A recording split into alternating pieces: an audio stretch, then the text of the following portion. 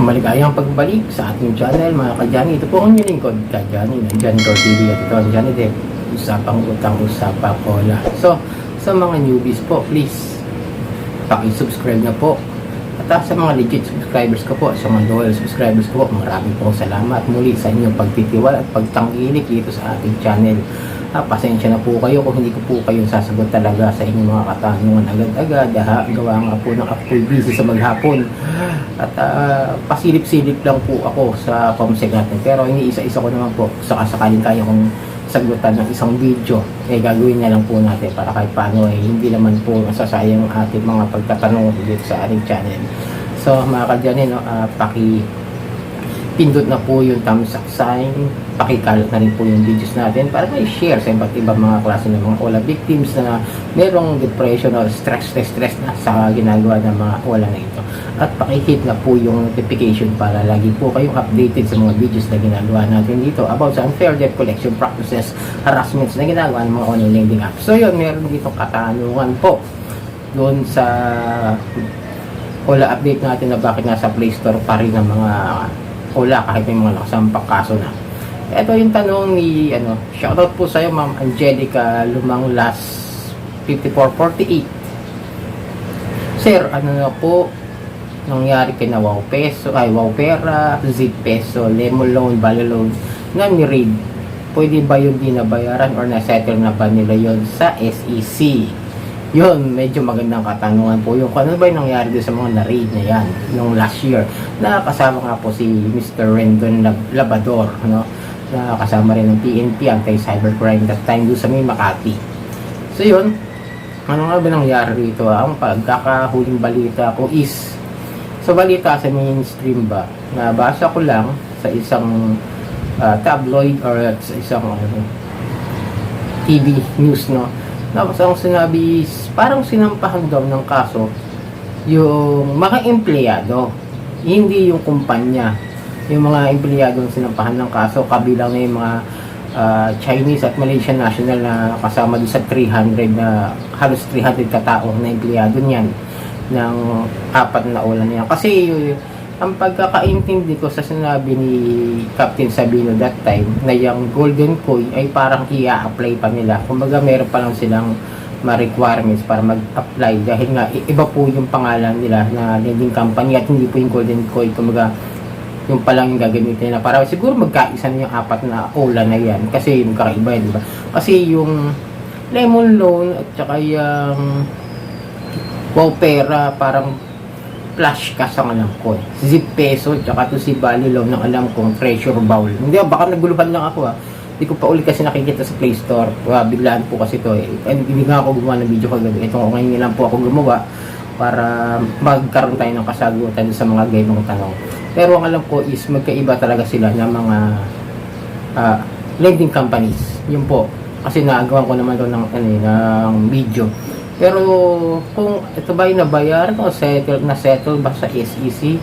I guess hindi nila kailangan mag-settle sa SEC kasi ang problema natin once na yung mga nagre-reklamo, yung mga nagko-complain ay hindi na bumabalik para mag-follow up dun sa investigation, napapawala o na-dismiss na lang po yan. Kumbaga na-tetenga na lang yan yung mga empleyado na yan, kung mamag-shot man po yan o kung ano man, makakalaya rin naman kasi hindi naman po kasi totoo lang ito may experience ako sa ganyan sa pagkaka-raid tapos napadala ako sa Bagong Diwa doon sa dati kong trabaho way back 2010 legit to na-raid kami because may mga kulang lang na requirements yung aking pinapasukang kumpanya noon isang bodega ng mga TV bodega ng TV na meron din siyang parang installation kumbaga doon ginagawa doon sa kumpanya na yon.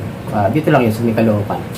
Then that time na-raid nga kami, nagkaroon ng search warrant.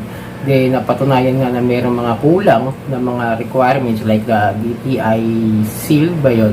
Something na nilalagay doon sa sa TV. Di ba mayroong mga sticker yan na puti. Yung TV pa nun yung that time parang nagsisimula na mauso yung mga plastic pero that time may mga likod pa, mga CRT TV.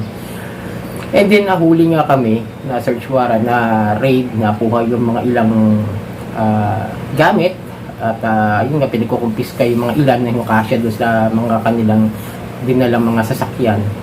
Then na-mugshot kami, totoo na mugshot.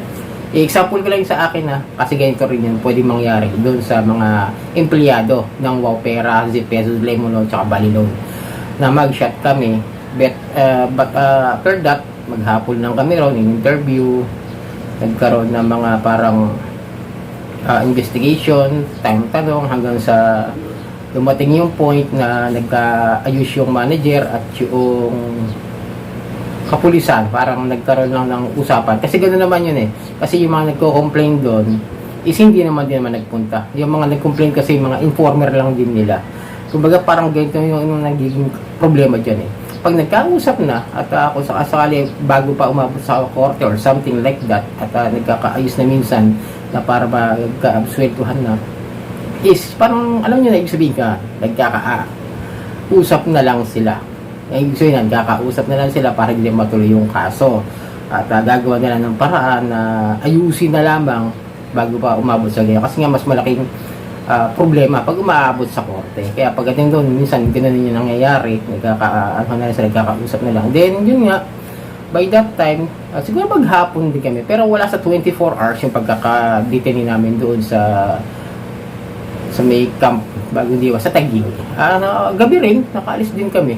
After that na nagka-settle na po sila, then inayos naman. Then, after a day, sumasunod na mga araw, kumuha na nga po ng DTI na sticker para doon sa mga TV at inayos na yun nga okay naman wala na kami naging problema kasi nakakuha pa ako ng NBI tsaka ng police clearance, so it means wala akong naging kaso kahit na na-mugshot ako doon. Kumbaga hindi na isinampa hindi na inalagay ni Sosa Blatter, wala na akong criminal record. Kaya itong mga agent na to, maaring ganun din ang mangyari ngayon kasi nga nakikita niyo naman po na kaliwat kanan yung ads nila at nag-ooperate pa rin sila. Nakikita niyo naman, di ba? Pa sila. Nagpapautang pa rin sila. Operating pa rin sila. Kaya nangyari dyan is hindi yan na-settle. Kumbaga hindi yan na-settle sa kumbaga nagkausap na lang siguro yung mga yan na gano'n na lang ayusin na lang mga problema. Kaya ito problema kasi dapat yung mga complainants din natin ng mga may problema rito sa mga ulan na ito. Siguro dapat pag may mga investigation, mga second preliminary investigation, dumadalo sana. Pero syempre, dahil yung mga ibang wala victims, yung mga sariling buhay, may mga trabaho, hindi na basta-basta makaka-attend, yun na nangyayari. Na di-dismiss, na wawala ng visa yung mga yung mga ganyang klase ng mga reklamo. Kaya ayan, still operating. Kaya sana po naintindihan nyo yung sinabi ko, Kaya mag-operate pa rin niya. Kita nyo, nakakapag-loan pa rin kayo. Habang nakakapag-loan kayo, nahaharas pa rin kayo. Kaya nga sabi ko, huwag nyo nang utangan yung mga ganitong klase ng mga ola. Kung may raid na, may kaso na, na-revoke na, bakit pa natin kailangan umutang? Kasi alam natin na may harassments, di ba? Iwasan na po natin. Huwag na po natin i-take yung risks na umutang sa mga yan, lalo na kung may mga paglabag na pala talaga sila at may mga complaints na sa simula pa lang. So yun mga ka-Johnny, itong new lingkod ka-Johnny ng Johnny Tortibet. Ito ang Johnny Depp. Usapang utang, usapang wala.